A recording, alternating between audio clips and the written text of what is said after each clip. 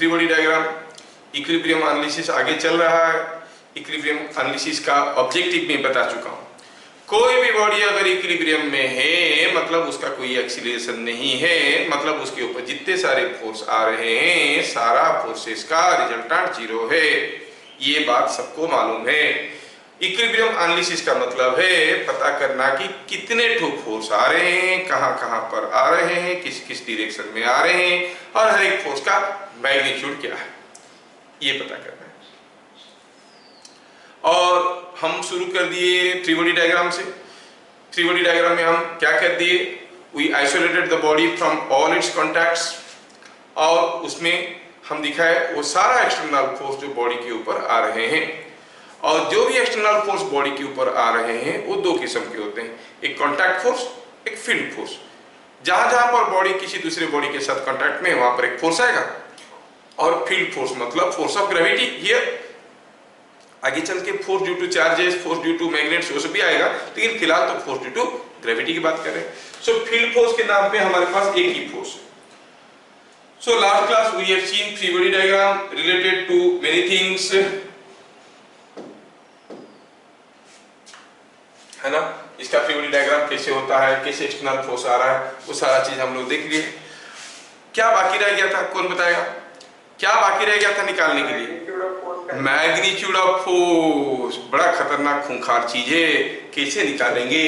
देखो इंटरेस्टिंग चीज है कि कोई भी बॉडी इक्विलिब्रियम में है, हम उसके ऊपर कितने ठो फोर्स आ रहे हैं, कहाँ कहाँ पर आ रहे हैं, किस किस डायरेक्शन में आ रहे हैं, हर एक फोर्स का मैग्नीट्यूड क्या है पता कर सकते हैं। It's not a small thing. Okay, now आज की काम हमारा रहेगा पता करने के लिए कि how to know the magnitude of the force.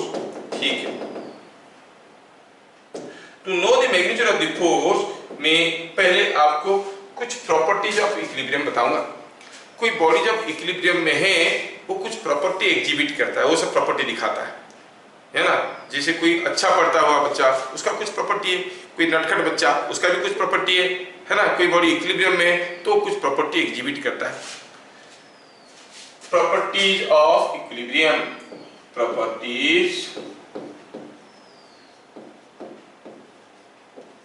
Of equilibrium. ध्यान से देखना क्या कह रहा है ये। पहला, a single force acting on a body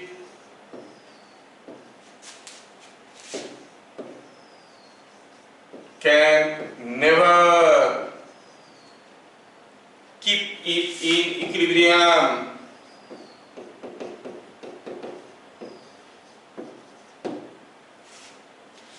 ठीक है, कोई बॉडी के ऊपर एक ही फोर्स आ रहा है तो उसको कैसे इक्विलिब्रियम रखेगा? नेट फोर्स तो जीरो नहीं हो सकता। चलो ठीक है, ये चीज सबको समझ में आया, समझाने वाली कोई चीज है ही नहीं इसमें। If two forces acting on a body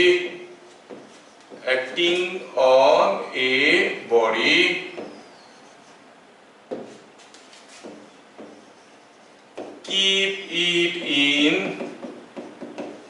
equilibrium, then the forces क्या होना चाहिए फोर्सेस के बीच में रिलेशन, ताकि दो फोर्स आएगा तो बॉडी इक्विलिब्रियम में रहेगा। Equal and opposite.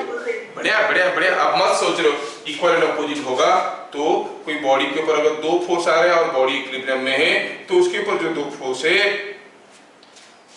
They must be equal and opposite. ये अगर इधर को 10 न्यूटन हुआ और इधर को 10 न्यूटन हुआ, ये बॉडी मूव नहीं कर सकता। लेकिन सोचे तो ये काफी नहीं है, इक्वल एंड अपोजिट होने से कोई बॉडी इक्विलिब्रियम में रहेगा जरूरी नहीं है। I will show you case. Suppose here is a body, I apply a force 10 Newton like this. I apply a force on it 10 Newton like this. Also I apply a force of 10 Newton.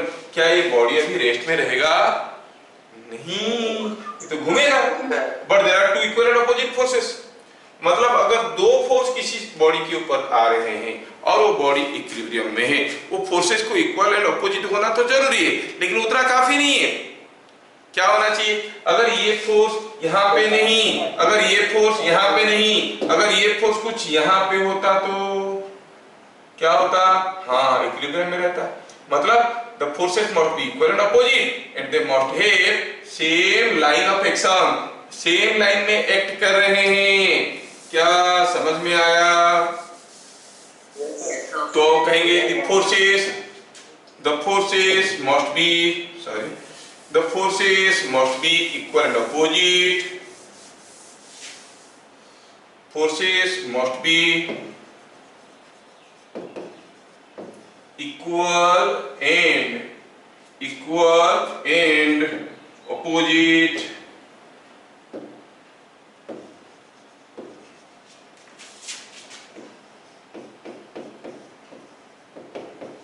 and they must act along same line। समझ में आया क्या? They must act along same line, line of action same होना जरूरी है। ठीक है, एक फोर्स आ रहा है, बॉडी इक्विलिब्रियम में नहीं रह सकता। दो आ रहे हैं, इक्विलिब्रियम रहने के लिए कंडीशन क्या है? The forces must be equal opposite and must act along same line. तीन फोर्स आ रहे हैं, तो कैसे पता करेंगे? क्या प्रॉपर्टी एग्जीक्यूट करेगा? If three forces are acting on a body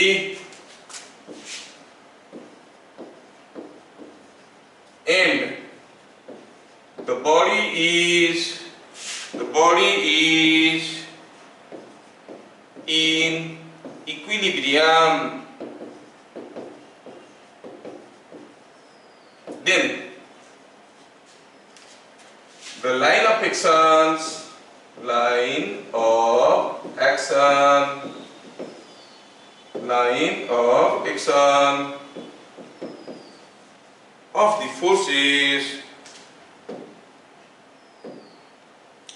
of the forces must be parallel और concurrent। आप क्लास 11 पास कर जाओगे, जेई की लिए तैयारी भी कर लोगे, ये सब स्टेटमेंट आपको किसी भी बुक में नहीं मिलने वाला है। अब ये सब क्लू को जब यूज करेंगे आप देखोगे न्यूमेरिकल कैसे बन रहा है। अरे इतना आसान था, जबकि किसी दूसरे बच्चे को देखो उसका धुआं निकल जाएगा समझने में। ठीक है, the forces must be parallel और line of action of the forces must be parallel। Statement को देखो, if three forces are acting on a body and the body is in equilibrium, then the line of action of the forces must be parallel और concurrent। समझते हैं? Line of action नया word आ गया, क्या मतलब होता है? अगर कोई वेक्टर को हम ग्राफिकली ऐसे रिप्रेजेंट करेंगे, नाम कहेंगे एफ, ये हो गया मैग्नीट्यूड, ये हो गया direction, and this is the line along which it is acting, line of action. समझ में आया? किस लाइन में ये एक्ट कर रहा है? Line of action. बोला है अगर तीन फोर्स किसी बॉडी के ऊपर आ रहे हैं और वो बॉडी इक्विलिब्रियम में है, तो तीनों फोर्स का जो लाइन ऑफ एक्शन होगा या तो पैरेलल होगा या फिर कंकरेंट होगा। जैसे मान लो हियर इज ए डंडा,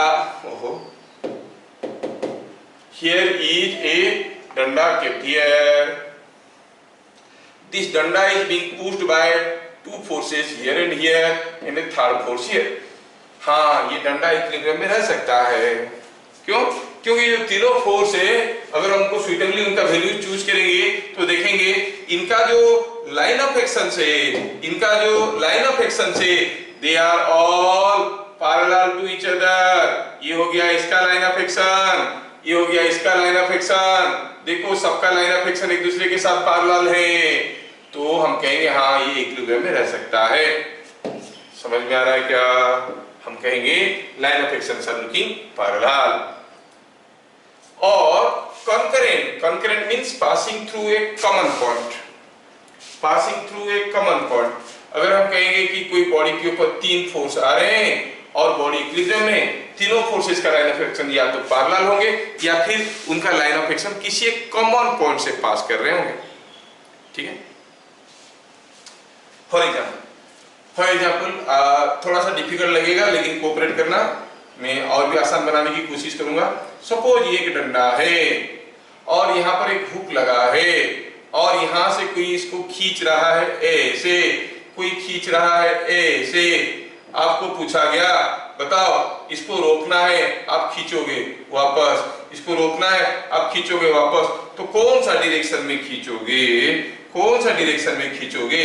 कि जैसे मान लो कि ऐसे खींच रहा है, कोई इधर खींच रहा है, कोई इधर खींच रहा है, F1 ऐसे खींच रहा है, F2 ऐसे खींच रहा है। आपको यहां से पकड़ के थ्रेड लगा के खींचना है। किधर को खींचेंगे, कितना जोर से खींचेंगे नहीं पूछ रहे, किधर को खींचेंगे ये इक्विलिब्रियम में रह सकता है।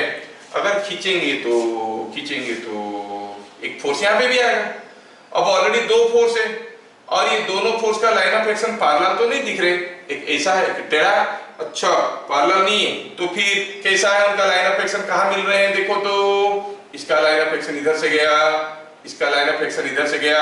There line of actions are meeting here, their line of actions are meeting at this point. और आप जानते हो तीन फोर्स अगर किसी बॉडी के ऊपर आ रहे हैं, वो बॉडी इक्विलिब्रियम में है, तो तीनों फोर्स की मैग्नीट्यूड क्या होगा वो बाद में देखेंगे।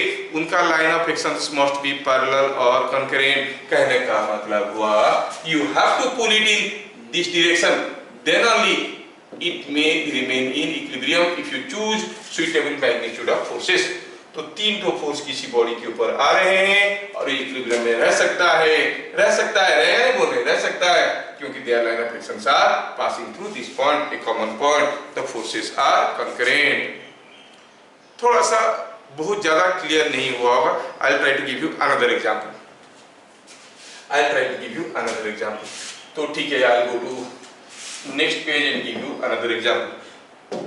अच्छा मेरे ज्ञानी लोग, आप बताओ, यहाँ पर एक स्पीयर रखा है, इसको किसी वाल से झुला दें, ये फिर से सेम फिगर रिपीट की है, यही है वो स्पीयर जिसको हमें किसी वाल से झुला दिए, यही है वो स्पीयर जिसको हम किसी एक वाल से झुला दिए। सेम फिगर को तीन बार ड्रॉ किया। हुआ क्या? पहला केस में thread is connected like this, दूसरा केस में thread is connected like this, तीसरा केस में thread is connected like this. आपको सिंपली इतना कहा गया कि बताओ out of A B C you neglect friction, no friction anywhere, हर जगह स्मूथ है। Out of A B C कौन सा केस में आपको लग रहा है कि बॉडी इक्विलिब्रियम में है, रेस्ट में है, रह सकता है? क्या ए के केस में रह सकता है, बी में रह सकता है, या सी में रह सकता है? ए के केस में रह सकता है क्या? नहीं। क्या होगा? बाय द वे होगा क्या? जैसे इसको छोड़ेंगे फिसल जाएगा, नहीं रहेगा, ये फिसल जाएगा, ये रहेगा। तो हम देख रहे हैं कि ये इक्विलिब्रियम में नहीं है, ये इक्विलिब्रियम में नहीं है, ये इक्विलिब्रियम में है। कैसे पता चला? From experience. But let us apply the logic. Logic क्या कहता है? if three forces are acting on a body and the body is in equilibrium, the forces must be either parallel, their line of actions must be either parallel or concurrent। ये बात है। चलिए देखते हैं पहला केस। इस case में अगर हम बॉडी के 3D डायग्राम करेंगे तो क्या क्या फोर्स दिखेगा? एक तो है थ्रेड इसको पुल कर रहा है कि पुश कर रहा है? पुल करता है। थ्रेड किसी को पुश कर ही नहीं सकता। आप थ्रेड लगा के किसी को पुश कर सकते हो क्या? नहीं, पुल कर रहा है। Thread is pulling, okay, thread is pulling. एक फोर्स हुआ ये टेंशन। ये वाल इसको पुल कर रहा है कि पुश कर रहा है? पुल कर रहा है। ये पुश कर रहा है, ये हो गया। और तीसरा हो गया वेट। देखो तो क्या ये तीन फोर्स का लाइन ऑफ एक्शन किसी कॉमन पॉइंट से पास कर रहे हैं? हाँ, इन दोनों का तो इस पॉइंट से पास कर रहा है, लेकिन ये तो बाहर से निकल रहा है। So they are not having a concurrent lines of action। समझ में आया क्या? Their line of action are not passing through a common point। Go for the second figure। Second figure में thread is being, the spear is being pulled in this direction। Here is a reaction force, here is a weight। Are these forces having a common concurrency? No, their line of actions are not passing through a common point। Think of this case। इस case में यहाँ पर है आपका tension, यहाँ पर है इसका वेट, यहाँ पर है इसका फोर्स। क्या यहाँ पर ये फोर्सेस आपको दिख रहे हैं कि ये कंकरेंट है? हाँ है भाई साहब, क्योंकि ये कॉमन पॉइंट में जा रहे हैं। Either line of actions are passing through a common point, this can be a possible case of equilibrium। क्या बात हजम हुआ?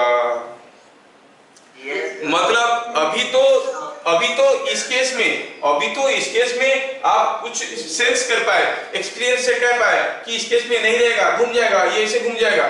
लेकिन मान लो कि कोई टेढ़ा मेढ़ा केस दिया है, सपोज मैं कहूंगा कि कहेंगे कि ऐसा कोई एक बॉडी, सपोज हम कहेंगे कि ऐसा कोई एक बॉडी है, इसके ऊपर 3 फोर्स आ रहे हैं। एक फोर्स आ रहा है F1, एक फोर्स आ रहा है F2 और एक फोर्स आ रहा है F3।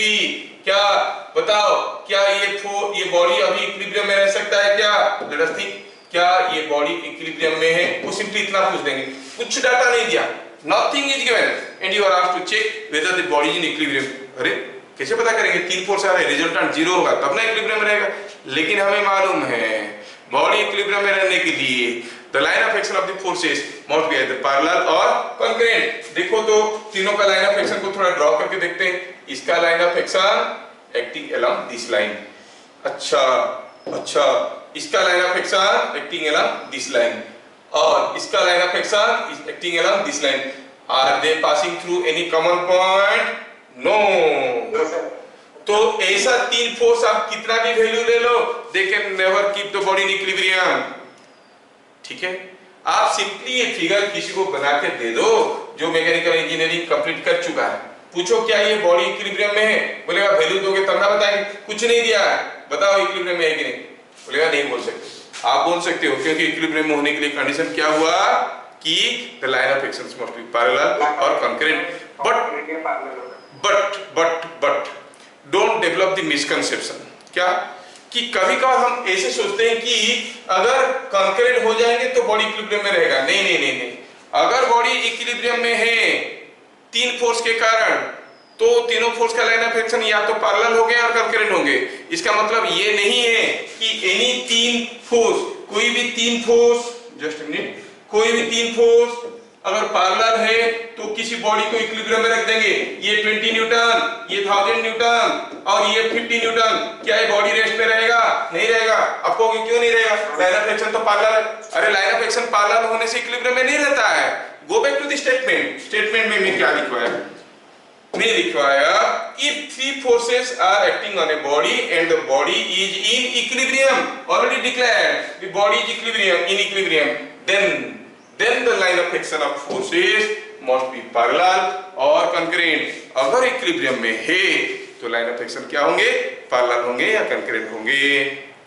पैरेलल होंगे और कंकरेंट होंगे तो इक्विलिब्रियम में रहेगा, ये सही नहीं है। The converse is not true. Remember the converse, but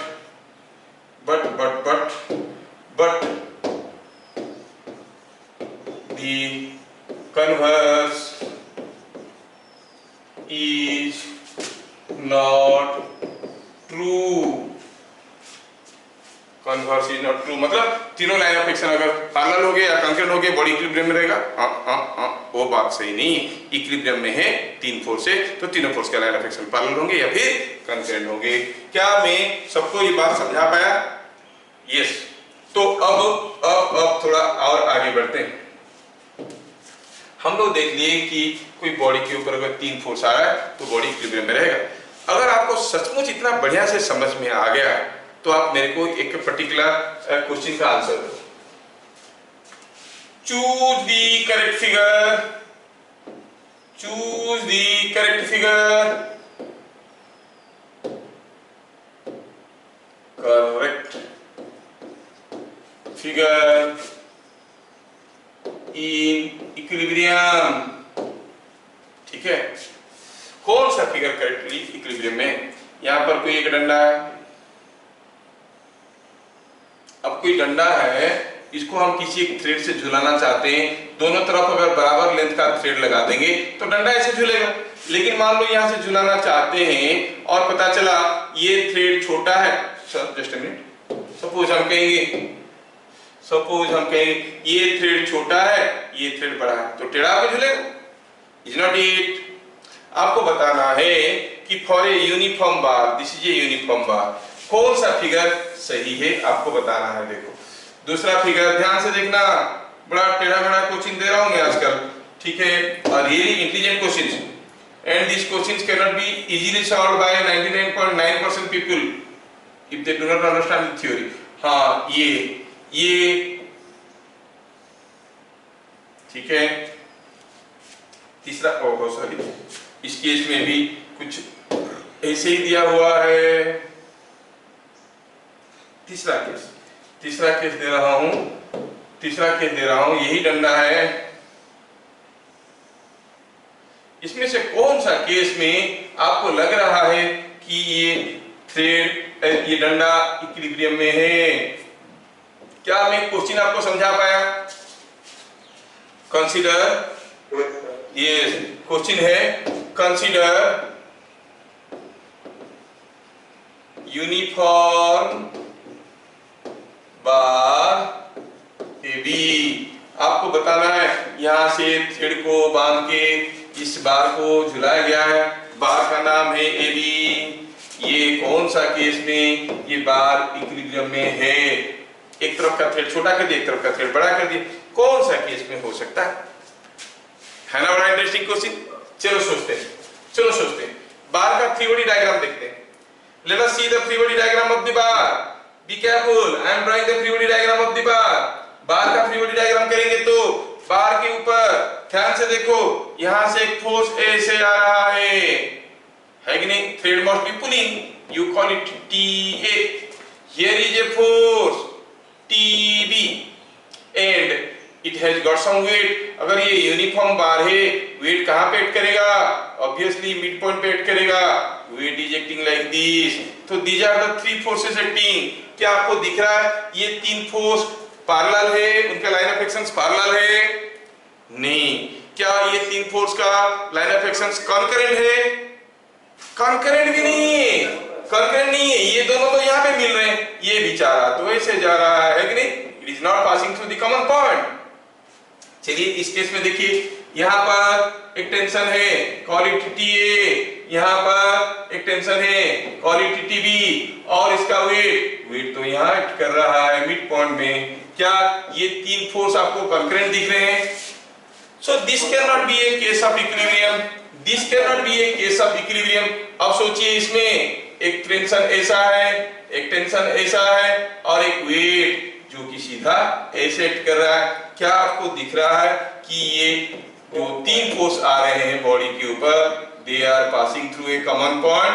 yes, this can be a case of equilibrium. समझ में आ रहा है क्या? यस।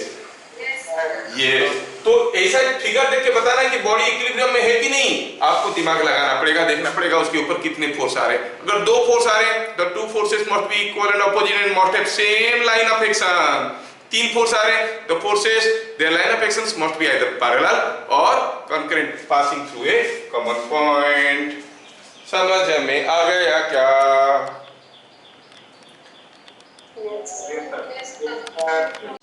मैं आपको गोल गोल घुमा रहा था, मुझे बताना चाहिए था आपको ये कि हम इक्विलिब्रियम एनालिसिस कर रहे हैं और direction of force, point of application of force सब कुछ देख चुके हैं। बाकी रह गया मैग्नीट्यूड, पता कैसे करेंगे। मैग्नीट्यूड निकालने के लिए ढेर सारे तरीके। पहले एक आसान तरीका बताता हूं, ठीक है? एक आसान तरीका बताता हूं। Before I go for that आसान तरीका, मैं आपको एक थ्योरम बताना चाहूंगा जिसको मैं कहूंगा लेमीज थ्योरम, ठीक है? नाम होगा लेमी, तो लेमीज थ्योरम बड़ा इंटरेस्टिंग नेम है। He was a great mathematician. ये थ्योरम का प्रूफ मैं अभी करूंगा, लेकिन आपको प्रूफ लिखने की जरूरत नहीं है, समझ लो। मैं प्रूफ कर देता हूं, आपको प्रूफ लिखने की जरूरत नहीं है। सपोज हम कहेंगे ये कोई एक ट्रायंगल है, कोई भी एक ट्रायंगल है, ये साइड है ए, एंगल है ए, ये बी, ये सी। ए का सामने वाला साइड को हम स्मॉल ए कहते हैं, सी का सामने वाला साइड को स्मॉल सी बोलते हैं, बी का सामने वाला साइड को स्मॉल बी बोलते हैं। ध्यान से देखना, proof you need not note down, try to understand. अब मैं क्या करता हूं, इस पॉइंट से इस पे एक नॉर्मल ड्रॉ कर दिया। Yes, perpendicular is drawn. इस एंगल को हम क्या कहते हैं? We say sorry, this angle is called angle B, है ना? This angle is called angle C, this angle is whole angle is angle A. Now you see, suppose I call this point as P.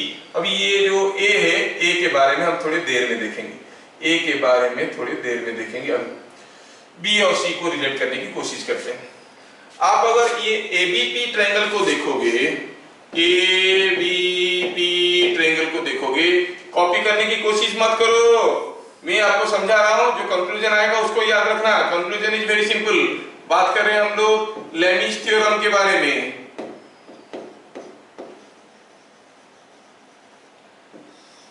हाँ, ABP triangle को अगर देखेंगे, हम कहेंगे AP by AC, AP by AP by AB, AP by AB क्या होगा? Sine B, है कि नहीं? बट एबी क्या है? AB is nothing but length C, AB is nothing but length C. तो आप कहोगे AP is equal to C sine B. C क्या है? Side length. क्या समझ में आ रहा है? C is small c is side length, capital C is angle। कोई कंफ्यूजन तो नहीं हो रहा है ना? Capital B is angle, small b is the side length in front of that angle। समझ में आ रहा है ना? Yes sir। Yes। Yes sir। Yes sir। Now we go for the other triangle, APC triangle। In APC triangle आप क्या कहोगे? AP by AC क्या हो जाएगा? AP by AC is sin capital C, but AC क्या है? It is B, so AP is equal to B sin C। अच्छा, यहाँ पर मिला C sin B, यहाँ पर मिला B sin C। तो क्या मिला conclusion? C sin B is equal to B sin C। थोड़ा सा और मारपीट करो तो मिलेगा B by sin B। जगह नहीं, थोड़ा जगह बनाता हूँ, just a minute, I make little space here, क्योंकि this is such an important theorem, I just don't want to write anything casually. तो इसको थोड़ा मैं ये करता हूँ, छोटा बनाता हूँ। चलो छोटा हो जाओ, छोटा हो गया। तो ये छोटा हो गया है। Yes yes yes. अब क्या हुआ? जैसे हमें पता चल गया कि C sin B equal to B sin C, हम इसको लिख सकते हैं sin C by C is equal to sin B by B।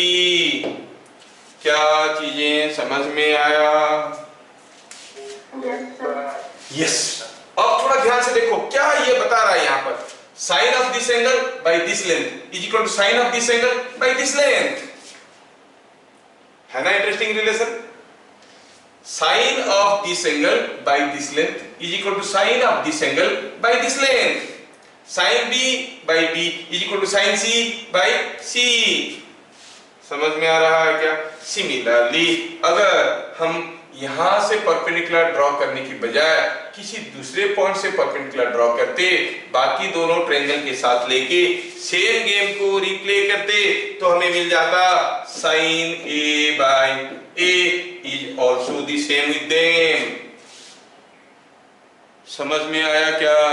तो लेमिस थ्योरम क्या कहता है? ये प्रूफ है, लेकिन मैं नहीं चाहूंगा कि आप प्रूफ को याद रखो, भूल भी जाओ तो मेरे को कोई फर्क नहीं पड़ता है। मेरे को कहना ये है कि अगर ये कोई भी एक ट्रायंगल है, फॉर एनी ट्रायंगल, सपोज हम कहेंगे ये A है, ये B है, ये C है, ये B है, ये स्मॉल है, ये small c, then by Lami's theorem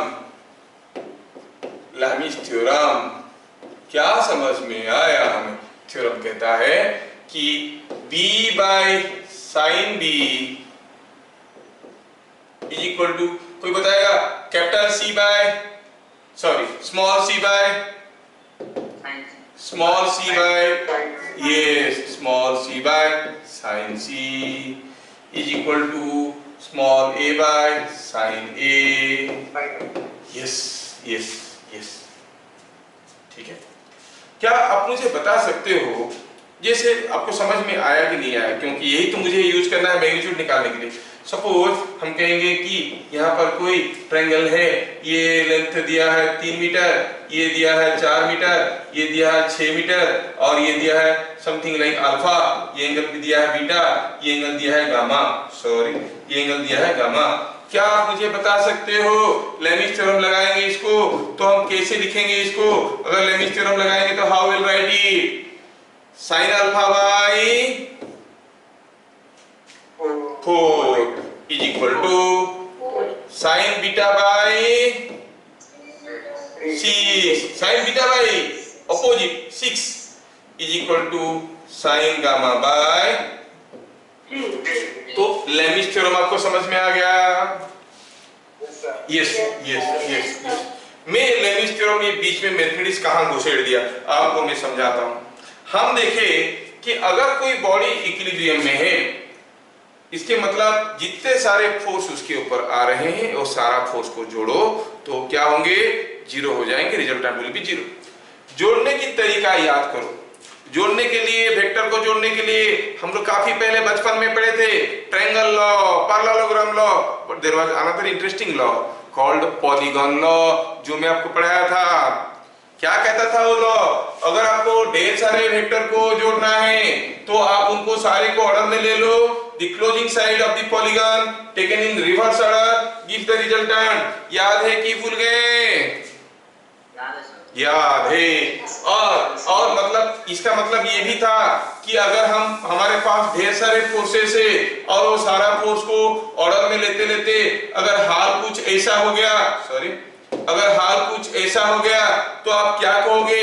ये सारा फोर्सेस का रिजल्टेंट कितना है भैया? जीरो, क्योंकि ये खुद ही क्लोज हो गए।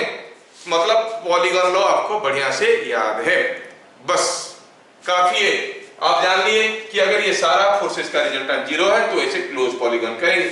हम लोग बात कर रहे हैं कोई बॉडी जिसके ऊपर 3 फोर्स आ रहा है और बॉडी इक्विलिब्रियम में है।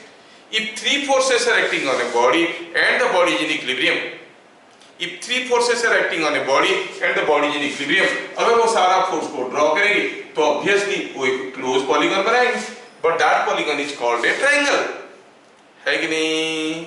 अगर किसी बॉडी के ऊपर 3 फोर्स आ रहे हैं और वो बॉडी इक्विलिब्रियम में है, तीनों फोर्स को जोड़ोगे तो एक ट्रायंगल हो जाएगा। तो ट्रायंगल हो जाएगा तो sine of this angle by this length is equal to sin of this angle by this length is equal to sin of this angle by this length। Lami's theorem आप लगा सकते हैं। तो लेमिस थ्योरम फॉर मैकेनिक्स। अब हम देखेंगे क्या Lami's theorem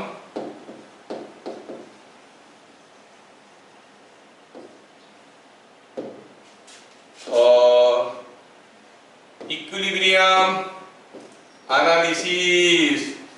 अभी हम लोग बहुत खतरनाक चीज पे जा रहे हैं, ध्यान से देखना, समझ में नहीं आया तो बोलना। Lami's theorem for equilibrium analysis क्या कहता है?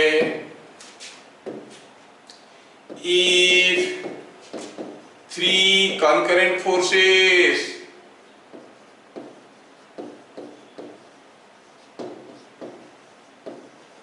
acting on a body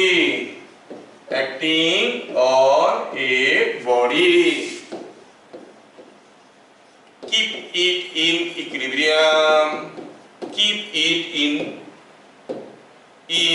equilibrium as shown, then कोई बॉडी के ऊपर 3 फोर्स आ रहे हैं, एक ऐसा है, एक ऐसा है, एक ऐसा है। करो इसका नाम F1 है, इसका नाम F2 है, इसका नाम F3 है।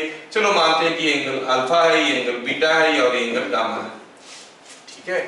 देन आप कहोगे F1 by sine alpha, F1 by sine of opposite angle is equal to F2 by sine beta is equal to F3 by sine gamma.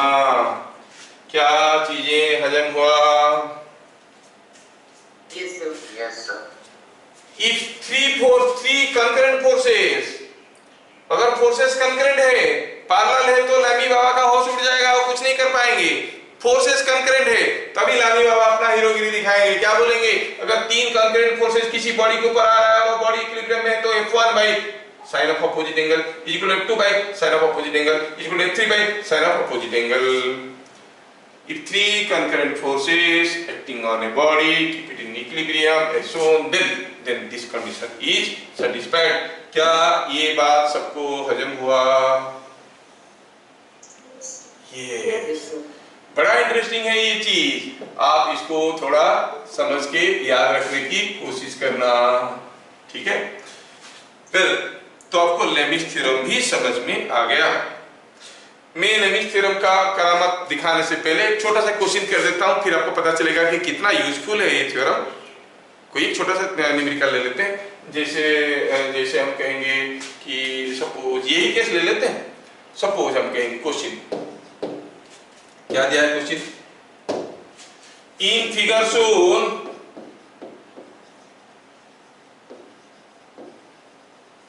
Find tension in the thread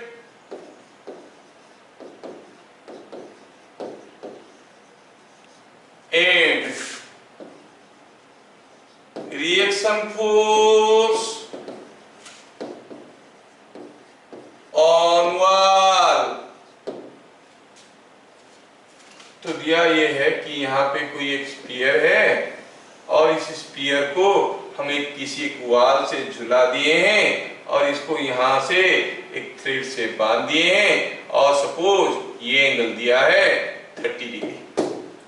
मास इसका कितना दिया है? 6 suppose ऐसे it is 8 kg। मास कितना दिया है? 8 kg। किसका? Sphere का। ये स्फीयर को ऐसे झुला के रखे, बताओ टेंशन कितना है और ये सरफेस पे यहाँ पे कुछ रिएक्शन फोर्स आ रहा होगा। What is the reaction force here? आ गए ना इक्विलिब्रियम एनालिसिस के काम पे, है ना? हमें क्या पता करना है? कितने टू फोर्स आ रहे हैं, कहां पर आ रहे हैं, किस किस डायरेक्शन में आ रहे हैं, हर एक फोर्स का मैग्नीट्यूड क्या है, ये सारा बताना है। चलो शुरू करते हैं। Let us start. डरना मना, जो डर गया सो मर गया। कैसे शुरू करेंगे? पहले आप बताओ how many forces are acting, how many forces are acting on this sphere? 3 force आ रहे हैं, 3 फोर्स आ रहे हैं। तो I start with the free body diagram. पहले मैं क्या बनाऊंगा? Free body diagram. तो ई हो गया free body diagram. Free body diagram में मुझे फोर्सेस दिखाना है। पहला फोर्स हुआ थ्रेड जो खींच रहा है, जिसको हम टेंशन कहते हैं प्यार से। यहां से कोई फोर्स है, reaction force. Find the reaction force on the wall, नाम दे देते हैं आर। और एक वेट है जो हमें मालूम है कितना है, 8 kg का मास है तो 8g, बस इतना ही मालूम है। लेकिन थ्री बॉडी डायग्राम कंप्लीट नहीं हुआ। क्यों?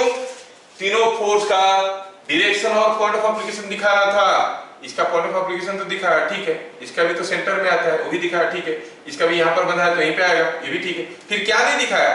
डायरेक्शन आर का मालूम है इधर पर, डब्ल्यू इधर पर, ये टी कुछ टेढ़ा दिख रहा है। हमें पता करना है कि ये टी कितना टेढ़ा है, मतलब ये एंगल कितना है। कोई मुझे बताएगा एंगल कितना है? 60 डिग्री। देखो आप लोग कितना बढ़िया खेल रहे हो, मस्त मस्त मस्त, बहुत मजा आ रहा है। ऐसे you are playing, so when you enjoy you are really playing, when you don't enjoy it is disgusting for you. तो आप लोग देख रहे हो कि एंगल है 60 डिग्री। हाँ, थ्री बॉडी डायग्राम बन गया। मैं और एक स्टेप आगे जाता हूं। मुझे क्या करना है? अभी मुझे ड्रॉ करना है, अब दिखाना है कि हर एक फोर्स का मैग्नीट्यूड क्या है। ये जो फोर्सेस थे थोड़ा ऐसे सोचते हैं कि सपोज हम कहेंगे ये पॉइंट में ये सारा फोर्स मिल रहे हैं। ये पॉइंट में कैसा है? एक इधर को है, एक ऊपर को है, एक नीचे को है। तो इसको मैं दूसरा नाम का डायग्राम देता हूं, टेम्परेरीली देता हूं, आगे इसका लॉजिक मैं बता दूंगा। Point diagram. जैसे आपको पता चला कि आपकी केस में देयर आर कॉन्करेंट फोर्सेस, तो consider their point of concurrency as the point of application. Body को पॉइंट मास बना दो, उसी पॉइंट पे रख दो और देखो कि इस पॉइंट में क्या क्या फोर्स आ रहा है, इस बॉडी के ऊपर क्या फोर्स आ रहा है। इधर को R आ रहा है, इधर को T आ रहा है और इधर को 8G आ रहा है। क्या इसमें कोई गलत लिखा हूं क्या मैं? नहीं। देखो ये फिगर को ऐसे कर सकता हूं क्या? ये बॉडी के ऊपर ये 3 फोर्स आ रहा था, यहाँ पे भी वही 3 फोर्स आ रहे हैं, R, 8G and T, and what else? This angle is 60 degree. ये this is the question given. I developed the free body diagram, then squeezed it to make it a point diagram. मैं क्यों ऐसे रखा तीनों force को? क्योंकि मुझे जो लेमिस थ्योरम अप्लाई करना है और लेमिस थ्योरम में तीनों फोर्स उस पॉइंट से दूर दूर जाते थे, तो इस फॉर्मेट में लाने के लिए देखो एक पॉइंट से दूर दूर जा रहे हैं। हमें क्या पता करना है? T and R। हमारे पास क्या टेक्निक है? Lami's theorem. तो हम कहेंगे अब लेमिस थ्योरम बनाने के लिए थोड़ा मैं इस फिगर को उठा के यहाँ से लेके जाऊंगा। इस फिगर को अगर लेके जाता हूं, I go for the next case where I see I want to find out the magnitude of each force, है ना? मुझे magnitude of each force निकालना है। ये आ गया हमारा फ्री बॉडी डायग्राम, यहाँ पे पॉइंट डायग्राम। अब by Lami's theorem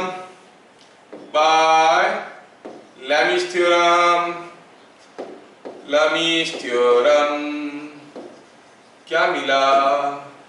लगा सकते हो क्या? 3 फोर्स है और आपको दिख रहा है कि बॉडी इक्विलिब्रियम में है, तो आप क्या कहोगे?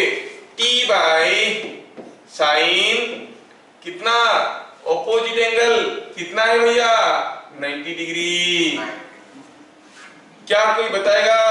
R by that is equal to R by sin of what is this angle? Opposite angle। ये 60 और ये 90 दोनों मिलके sin 150 is equal to 8G और 80 by इसका opposite angle कोई बताएगा? sin 120। ये एंगल है ना, ये एंगल 120 है, तो इट इज 120। क्या ये तीनों वैल्यू सबको समझ में आया? सबको आ गया। अब कुछ लोगों को शायद वैल्यूज याद नहीं होगा, आप याद कर लेना। T sin 90 का वैल्यू होता है 1, R sin 150 का वैल्यू होता है 1/2, 8G 80 sin 120 का वैल्यू होता है √3/2, है ना? थोड़ा इसको सिंप्लीफाई करें तो T ये 2 पर गया, 2R इज इक्वल टू ये 2 पर गया 160/√3। क्या इसमें से हमें T मिल गया? हाँ, T तो सीधा सीधा मिल गया। T is 160/√3 Newton. क्या हमें R मिल गया? हाँ, 2 लाके डिवाइड कर दो, इट इज 80/√3 न्यूटन। देखो देखो कितना मजा आ रहा है। समझ में आया क्या? समझ में आ रहा है क्या? It is coming up to. देखो हमको क्या दिया गया था? हमें क्या दिया गया था? एक बॉल झूल रहा है। क्या निकालने के लिए बॉल आ गया? बताओ कितने जोर से वाल पुश कर रहा है, कितना जोर से थ्रेड खींच रहा है। मतलब पूरा इक्विलिब्रियम एनालिसिस करना था और हम सब कुछ कर लिए। कितने टो फोर्स आ रहा है, कहां पर आ रहा है, हर एक फोर्स का मैग्नीट्यूड क्या है। We have found everything correctly and see we got it. Tension is known, R is also known, their forces. तो मैं इनको न्यूटन में लिखा हूं। क्या ये सबको समझ में आ रहा है? Yes yes yes. Now you try this question. I hope you can do it. क्या है कि यहाँ से कोई एक पेंडुलम ऐसे झूल रहा था। ये पेंडुलम का मास दिया गया है कितना बताओ? मास दिया गया है 4 kg। क्या दिया गया है? 4 kg मास है और ये ऐसे झूल रहा था, लेकिन ऐसे तो रहेगा नहीं, झूल के आ जाएगा वापस। तो ये वापस ना आ जाए इसलिए क्या किया गया था? इसको किसी एक थ्रेड के साथ इधर बांध दिए। ठीक है, ये एक थ्रेड है, ये एक थ्रेड है। Are you getting? These are 2 threads. ये पेंडुलम का मास। क्वेश्चन है कि ये थ्रेड में और ये एंगल दिया है। एंगल कितना दिया है? एंगल दिया है, चलो मानते हैं कि 45 डिग्री। और आपकी जानकारी के लिए दिया है कि sin 135 इज 1/√2। ये दिया गया है। This is also given that sin 135 is 1/√2 ऐसे दिया। ठीक है, इन फिगर शोन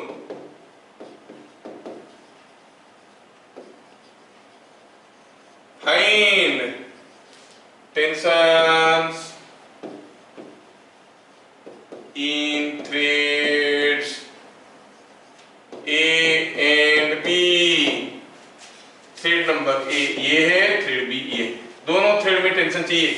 ठीक है, I want to know the tension in this two threads. दो थ्रेड है, थ्रेड काफी मोटा दिख रहा है, वैसे मैं चाहूं तो दोबारा ड्रॉ कर सकता हूं उसको पतला सा करके।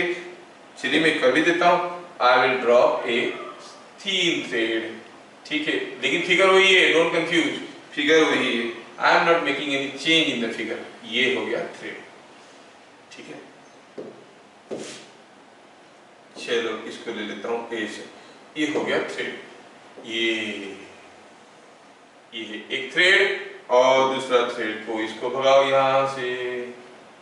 हाँ, ये हो गया दूसरा थ्रेड। दो थ्रेड लगे, दोनों थ्रेड में टेंशन पूछा है, कोशिश करो और बताओ, देखते हैं कौन बता पाता है। Find the tension in the threads and B, और ये बॉब का मास दिया है 4 kg। क्या क्वेश्चन सबको समझ में आया? Yes, sir. तो करो देखते हैं कौन सबसे पहले सही आंसर बना के देता है, कौन सबसे पहले देता है सही answer. I am giving you 2 minutes, 2 minutes.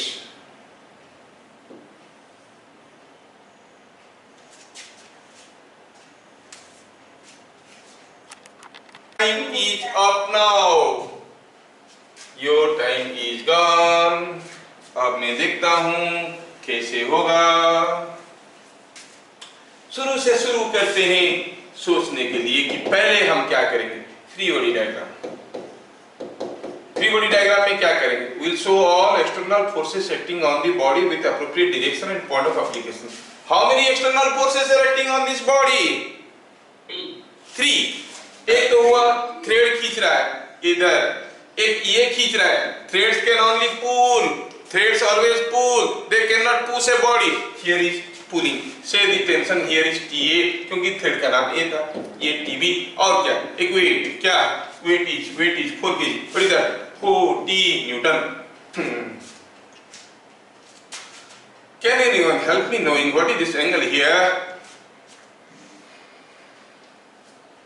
Sir, 45 degree. 45 degree, क्योंकि ये दिया है 45। हो गया बाय लेविस थ्योरम।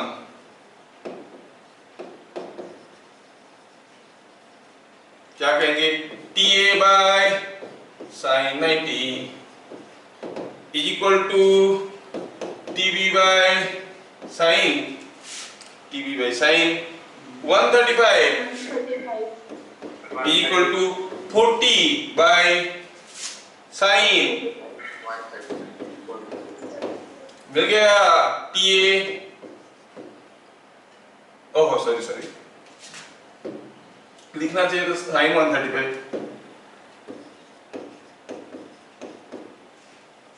क्या मिल गया देखो तो, मिल गया TB by sin 135 equal to 40 by sin 135, मतलब TB is equal to 40 newton. समझ में आया? बाकी रह गया TA। अब TA बाय sin 90 होता है T, और that is equal to 40 by sin 135 is 1/2, so it is coming out to be TA is 40 into √2। कितने लोगों का हो गया था आंसर? हाँ बोलिए, कितने लोगों का हो गया था answer? Yes, sir. Yes, sir. Yes, sir. Yes sir, बढ़िया है, बढ़िया है। इतना बढ़िया से आप लोग कर रहे हो तो अब मैं एक खतरनाक क्वेश्चन देना चाहता हूँ। सोचते हैं, देखते हैं कैसे करते ये बच्चे। Supposing here is a incline plane, इस इंक्लाइन प्लेन पे एक रखा है ब्लॉक, ये स्मूथ प्लेन है, ठीक है, कोई फ्रिक्शन नहीं है। फ्रिक्शन एक सेपरेट चैप्टर आएगा, तब हर प्रॉब्लम में फिर से हम फ्रिक्शन घुसेड़ देंगे। अच्छा, ये स्मूथ ब्लॉक स्मूथ प्लेन है, मान लो कि ये 5 kg का ब्लॉक है और ये छोड़ देने से फिसल जाएगा, इसलिए कोई इसको पुश करके रखा है। someone is pushing it, कोई फोर्स लगाया तो पुश करके रखा है। एंगल दिया है 60 डिग्री और डाटा दिया है साइन 120 होता है √3/2, साइन 150 होता है 1/2। सब वैल्यूज आपको याद रखना पड़ेगा। Question in figure shown find F required to hold the block in equilibrium। देखते हैं कौन इसको पहले कर पाता है। Start working now. आपके लिए आपके सामने लग गया 2 मिनट का लिमिट। करो जल्दी जल्दी। If you have understood, you can do it. I gave you 4 minutes 46 seconds. Time is off. अब मैं स्टार्ट करूंगा इसको करना। पहले मैं स्टार्ट करूंगा कैसे? From the three body diagram. From the three body diagram मुझे स्टार्ट करना है। तो मैं क्या करूं? थ्री बॉडी डायग्राम में मैं ब्लॉक को जैसे था वैसे ही रखूंगा। ब्लॉक की पोजीशन में कोई बदलाव नहीं करूंगा। ये था इंक्लाइन प्लेन और इसके ऊपर ये ब्लॉक इधर रखा हुआ था। ठीक है, ब्लॉक है। ब्लॉक के ऊपर क्या क्या फोर्सेस आ रहे हैं? ब्लॉक के ऊपर जो फोर्सेस आ रहे हैं, एक है उसका वेट कितना है, 5 kg है तो 50 न्यूटन, और हाफ इधर से पुश करके रखे हो, और ये यहाँ पर कांटेक्ट में है तो एक फोर्स आ रहा होगा, कुछ रिएक्शन फोर्स कितना है मालूम नहीं है। थ्री बॉडी डायग्राम कंप्लीट नहीं हुआ जब तक आप ये एंगल को नहीं दिखाओगे। ये एंगल कितना है? 30 डिग्री। देखो मजा आ रहा है, बहुत मजा आ रहा है। हाँ, ये क्या हो गया? इसको हम कहते हैं थ्री बॉडी डायग्राम। लेकिन इससे हमारा काम नहीं निकलता है। We go for point diagram. Point diagram, point diagram में हम क्या करते हैं? पूरा बॉडी को एक पॉइंट सोच लेते हैं। ये पॉइंट बन गया। Now what are the forces acting on this point? एक फोर्स F, एक R और एक 50 न्यूटन का फोर्स, और ये एंगल 30 न्यूटन है। अच्छा, पॉइंट डायग्राम भी बन गया। अब हमें और क्या रखा है? पहले फिगर से बनाया three body diagram, three body diagram से बनाया पॉइंट डायग्राम। अब हमें पता करना है कि what is the value of F। तो वैल्यू ऑफ F जानने के लिए थोड़ा इस फिगर को मैं दूसरे पेज में ले लेता हूँ, so that you can easily understand. अगर ये फिगर को मैं दूसरे पेज में ले लेता हूँ तो मैं ऐसे करता हूँ इसको। यस, ये हो गया फिगर। ये फिगर आ गया इधर।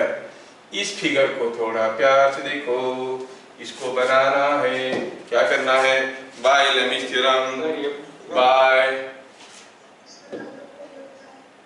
Bye Lami's theorem. ये दूसरा फिगर आ गया। अच्छा, ये दूसरा फिगर आ गया।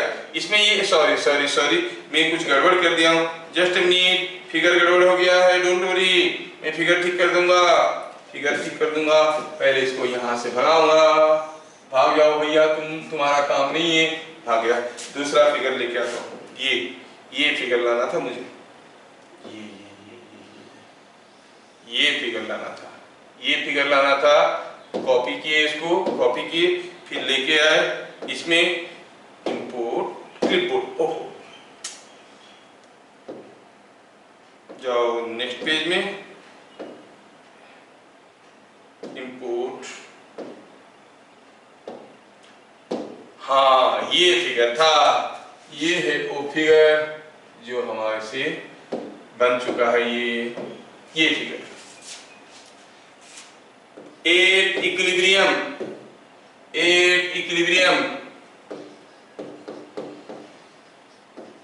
Bye Lami's theorem. ऐसे लिखना पड़ता है। Lami's theorem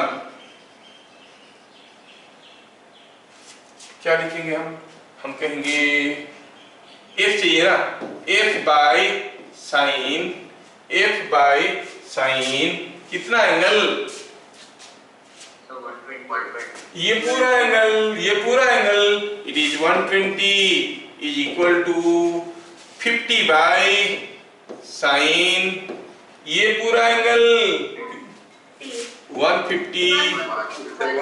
r by something में नहीं लिख रहा हूं क्योंकि मुझे r नहीं पूछा गया होता तो equal to r by something लिख देते, ठीक है ना। अभी हमें f चाहिए, f by sign 120 is √3/2, 50 by sign 150 is 1/2, इधर का 2 को खा गया, क्या मिल गया, f इज इक्वल टू 50 √3। कितने लोगों का आया था, क्या देखो मजा आ रहा। कोई भी बॉडी अगर इक्विलिब्रियम में है उसके ऊपर कितने फोर्स आ रहे, कहां पर आ रहे, किस डायरेक्शन में आ रहे, हर एक फोर्स का मैग्नीट्यूड क्या है, हम लोग सब कुछ पता कर सकते हैं, है कि नहीं। Interesting topic, we know all the forces acting on the body, ठीक है। तो ऐसे करके हमें ढेर सारे चीजें आगे बढ़ाना है।